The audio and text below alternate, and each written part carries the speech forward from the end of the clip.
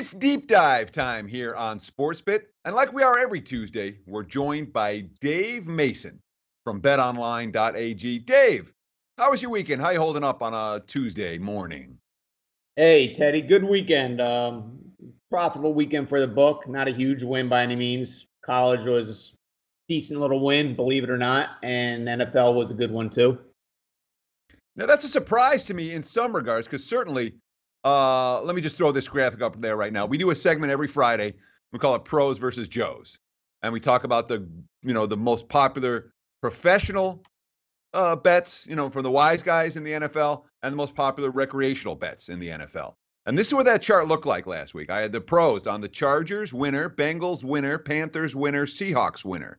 I had the Joes on the Jets winner, Eagles winner, Packers winner, and Chiefs winner. And yet the pros won all their big decisions. The Joes won all their big decisions. And yet you guys still had a good day on Sunday. Explain. Yeah. Well, I mean, not that I'm cross-examining you or anything, put you on the spot. No. But it just... No, it was a good day. It was there were some big winners, no doubt, for the players. That Jets game was huge. I mean, that was their biggest win of the day. That was the biggest decision outside the Sunday night, even including the Sunday night game. That was the biggest decision of the day. The public was all over the Jets. We had some big ones too. I mean, that Jaguars game was huge. I mean, that was them just winning outright. I mean, that blew up teasers. Every other teaser was on that. The Steelers on that one. Panthers was massive as well for us. Everybody was on the Lions.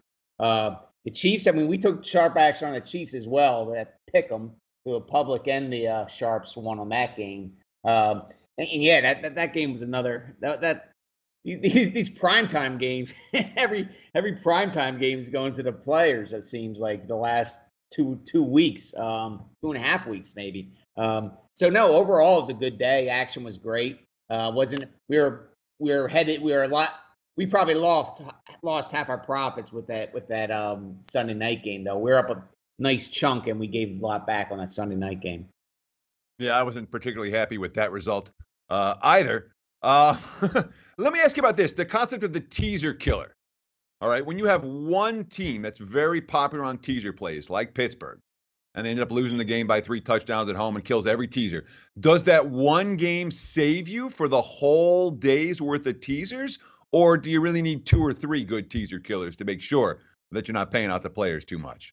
Well, I mean, it's so popular. Players are the most popular teaser, as you know, are those games that are like the 6 to 8, 9 point favorites. So there weren't many of them on that betting board this weekend. Sometimes there's 5 or 6 games that are the spread is between 6 and 9 points. So there's all sorts of combinations there. But this weekend, I think there was only 2 games perhaps that was in that popular teaser range of 6 points to 8.5 points. So yeah, so many more games are keyed on that Steelers game than a normal week where there's 5-6 games with that 6 to 9 point spread. So it was really good for teasers this weekend because of that, because so few games were on that that point spread. So yeah. So there were a bunch of bad beats in college football. Let's shift our focus to what happened on Saturday this past week. And you had a bad beat with Minnesota plus the points and the under in that game. A really tough beat if you laid 22 with Auburn. Stanford -3, wire to wire. Oops, Utah comes in through the back door. The almost bad beat where Cal calls timeout with 2 seconds left and attempts a field goal to cover the point spread. When it comes to the bad beats, and of course it was a bad snap, they didn't end up covering and losing by 28. By 31 as 28.5 point underdogs. But in these bad beats, do you guys take it in the rear, or is it mostly the bettors that ends up having a rough time with them? I mean, long term, it's 50-50, right? That's the way I see it. The theory goes, yeah. I have no stats to back any of that up. I just talk about personal experience, and you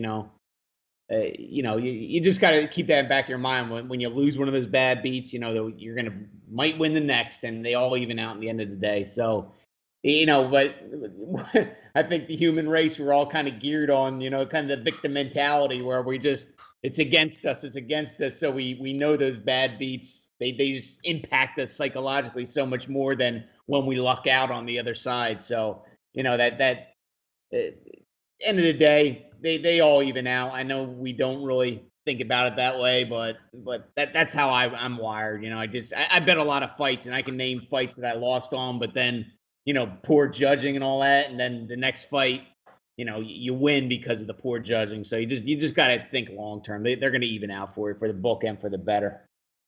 Sure. As a bettor, you certainly remember the bad beats more than you remember your lucky wins. I remember I cashed with Seattle on the Fail Mary. Yeah. Or I mean, there's been a handful of those. Oh yeah, I won that one. But when you think about the bad beats over the years, I could rattle off a dozen. Right off the top of my head without even thinking twice. One more game I want to talk about, and this I was told from some bookmakers was one of the worst games in the history of Las Vegas.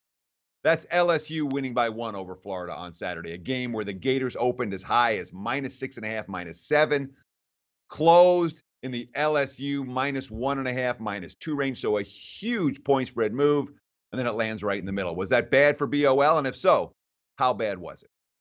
It was bad, but I mean, there were decisions that were worse. It wasn't even near our worst ever. Wasn't even our worst of the day, to tell you the truth. What was your worst on Saturday then?